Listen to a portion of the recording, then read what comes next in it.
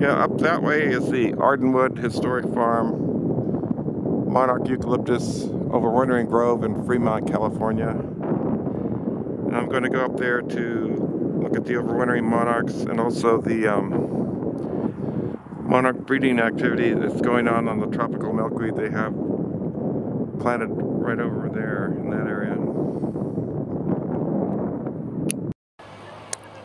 Yeah, I'm at the Ardenwood Historic Farm Monarch Overwintering site in Fremont, California. And they have this massive amount of fruticosa milkweed.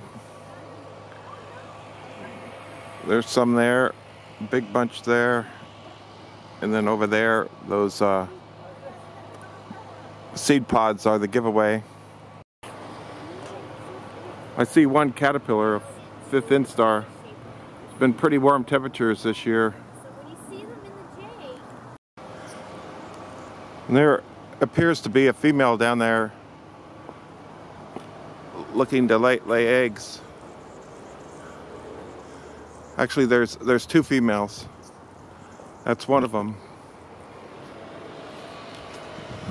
And then there's the other one.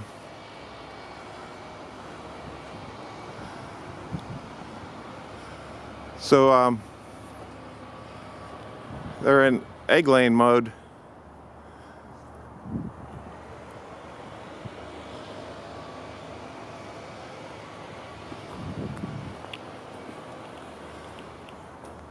She's got her abdomen curled.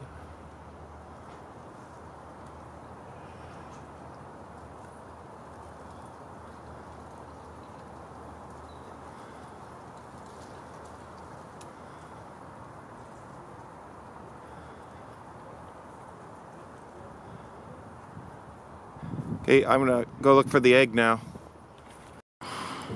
There in the middle of the picture you can see the egg she laid.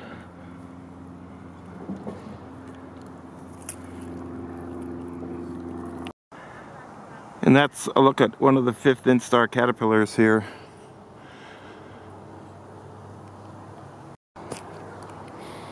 And I just saw another caterpillar.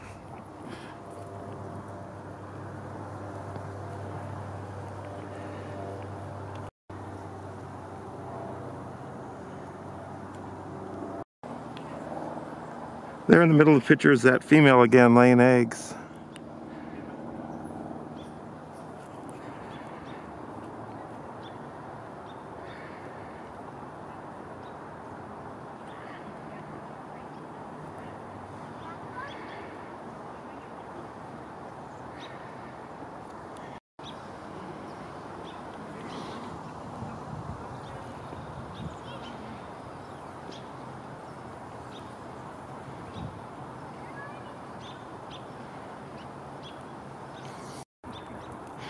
Here's a distant view of the milkweed.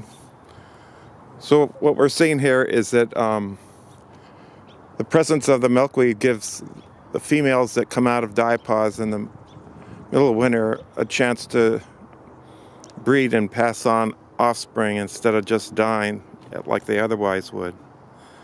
So that's why I favor planting tropical milkweed, because it helps a lot more than it hurts the butterflies. And then come February and March, these milkweeds will still be green and the butterflies can lay lots of eggs on them, and then their offspring will migrate north. So that's another way how they're beneficial. I looked under all these tables for signs of chrysalids and I didn't see any. But up here on the greenhouse, I see a chrysalid up there.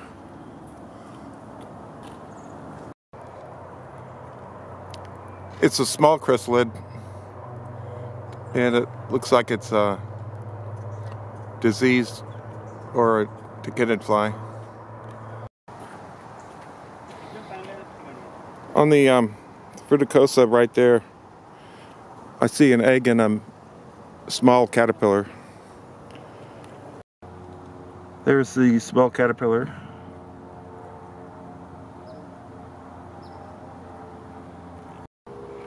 And there's the egg.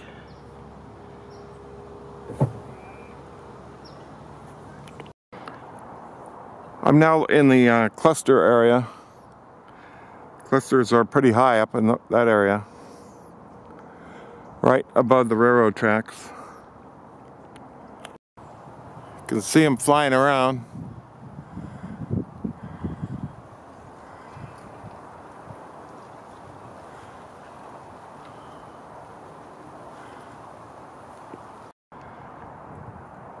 There's some clusters now.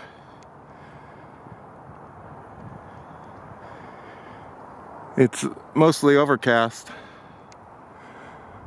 and there's some down that way.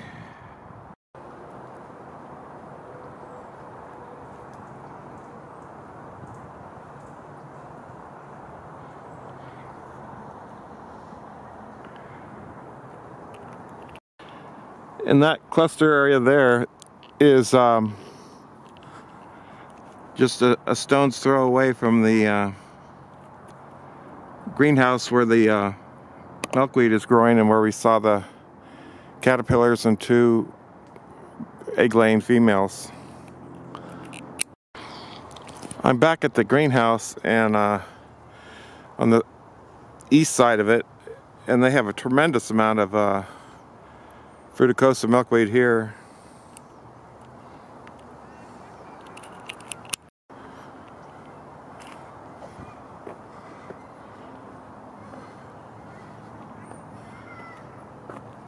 See those seed pod balls?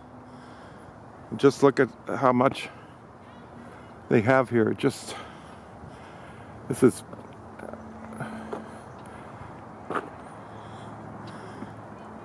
everything you see there. That big rectangle there is all Fruticosa, or it's the Australian tropical milkweed.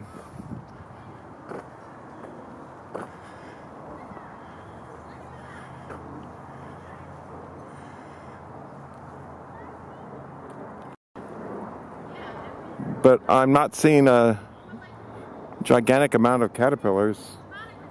Just a total of 3 so far, and a few scattered eggs and 2 females laying eggs. But obviously it hasn't affected the monarch colony here. The colony is still intact, and there's just it's just normal for a very small percentage of the overwintering females to develop eggs and search milkweed. And so if tropical milkweed is provided, then they have a chance to pass on offspring without dying. If you remove all this tropical milkweed, then those females will just die and not be able to find milkweed, and so they'll die without searching in vain for milkweed, and they won't pass on offspring. They had Kirasavica milkweed here last winter, but it died. We had a big hard frost, and it must have died, so they don't have any this year. But the Fruticosa is pretty frost tolerant. I'm sure it can take it down to the low 20s, because some of the Fruticosa here was planted in the 1990s, and it's still living. There's one last shot showing the overwintering grove is there, and the butterflies cluster just over in that area. And then here is the greenhouse with the Fruticosa milkweed all through there.